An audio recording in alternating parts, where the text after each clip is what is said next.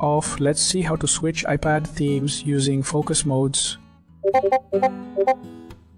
In the first step, open Settings menu. Next, press on Focus option. After that, select an existing focus mode or make a fresh one. In the next step, pick the focus mode you want. Next, press Choose Inside Appearance. Then select either light or dark theme. In the next step, move down within the focus section. After that, tap on Add Automation button. After that, choose from Time, Place, or App. In the next step, click on Home and Lock Screen Settings. After that, hit Customize Screens option. Next, assign a unique wallpaper to this focus mode.